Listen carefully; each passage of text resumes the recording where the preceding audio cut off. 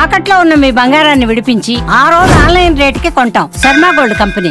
ఆంధ్రప్రదేశ్ ప్రభుత్వం నగరీకరణ పట్టణీకరణ పైన ఫోకస్ పెట్టింది. ఈ క్రమంలోనే కీలకమైనటువంటి నగరాలు పట్టణాల పరిధిని విస్తరించేటువంటి పనిలో నిమగ్నమైంది. ఈ రూపంలో చూస్తే కనుక ఇప్పటికే ఆంధ్రప్రదేశ్లో గ్రేటర్ విశాఖ ఉంది. రాబోయే రోజుల్లో greater Vijayawada, greater Guntur, greater Tirupati, greater Kurnool కూడా తయారయ్యేటువంటి అవకాశాలు కనిపిస్తున్నాయి. దీనిపైన పెద్ద ఎత్తున రాష్ట్ర ప్రభుత్వం కసరత్తు చేస్తుంది. ఈ క్రమంలోనే ఇప్పుడు గుంటూరుకు సంబంధించి ఒక అప్డేట్ వచ్చింది. గ్రేటర్ గుంటూరు ఏర్పాటు చేసేటువంటి క్రమంలో ఏ ప్రాంతాలను ఇందులో విలీనం చేయాలనేటువంటి అంశం పైన చర్చ జోరుగా సాగుతుంది.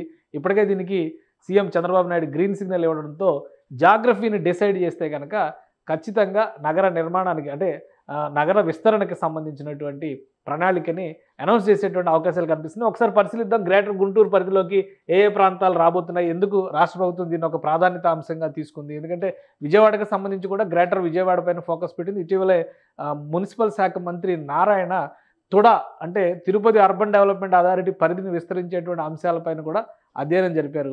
ఈ నేపథ్యంలో గుంటూరుకు సంబంధించి ఒక క్లారిటీ వచ్చినట్టుగా సమాచారం వస్తుంది. గుంటూరు పరిధి ఏ విధంగా ఉంది ఒకసారి మనం పరిశీలిద్దాం.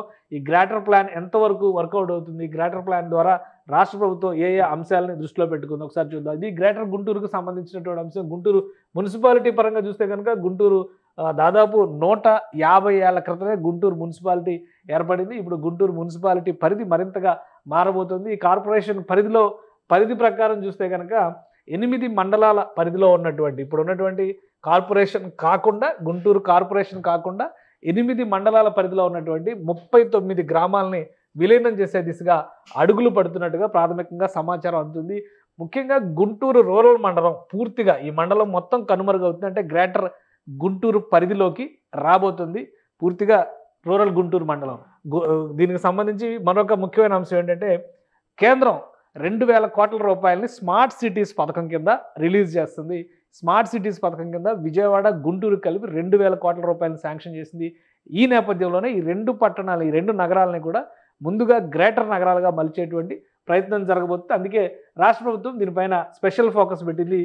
ఏ గ్రామాలు గ్రేటర్ గుంటూరు పరిధిలోకి రాబోతున్నాయి ఒకసారి పరిశీలిద్దాం. ఆల్రెడీ గుంటూరు మున్సిపల్ కార్పొరేషన్ ఉంది కాబట్టి కార్పొరేషన్ చుట్టుపక్కల ఉన్నటువంటి ప్రదేశాలన్నీ కూడా ఈ పరిధిలోకి రాబోతున్నాయి. మేడికొండూరు మండలంలో పేరేచెర్ల, డోకిపర్రు ఈ 2 గ్రామాలు గుంటూరు గ్రేటర్ గుంటూరులోకి వెళ్ళబోయేటువంటి గ్రామాలుగా భావిస్తున్నారు. ఇక ఫిరంగిపురం పరిధిలో ఉన్నటువంటి అమీనాబాద్ కూడా గ్రేటర్లో చేరబోయేటువంటి అవకాశాలు ఉన్నాయి. చేబ్రోలు మండలానికి సంబంధించి నారాకోడూరు, గొడవర్రు, గుండవరం ఈ 3 గ్రామాలు గ్రేటర్ గుంటూరు పరిధిలోకి వెళ్ళే అవకాశం ఉంది. ఇక ప్రత్తిపాడు మండలం పరిధిలో ఉన్నటువంటి చిన్నకొండ్రుపాడు, యనమదల, ఈదులపాలెం ఈ 3 గ్రామాలు కూడా గ్రేటర్ గుంటూరు పరిధిలోకి వెళ్ళే అవకాశాలు ఉన్నాయి. ఇక తాడికొండ మండలంలోకి వచ్చేటువంటి లాం, కంతేరు, దామరపల్లి అలానే గరికపాడు, పొన్నెకల్లు ఈ 5 గ్రామాలు కూడా గ్రేటర్ గుంటూరు పరిధిలోకి వెళ్ళేటువంటి అవకాశాలు కనిపిస్తున్నాయి. లాం పరిధిలో ఇప్పటికే అనేక నిర్మాణాలు అంటే అమరావతికి సమీపంలో ఉండేటువంటి ప్రాంతం ఇది. అక్కడ ప్రభుత్వ రంగ సంస్థల నిర్మాణాలు కూడా జరుగుతాయి. ఇక వట్టిచెరుకూరు మండలంలో చూస్తే పొల్లడిగుంట, కొర్నేపాడు, వింజనంపాడు, కుర్నూతల ఈ 4 గ్రామాలు గ్రేటర్ గుంటూరు పరిధిలోకి వెళ్ళేటువంటి అవకాశం కనిపిస్తుంది.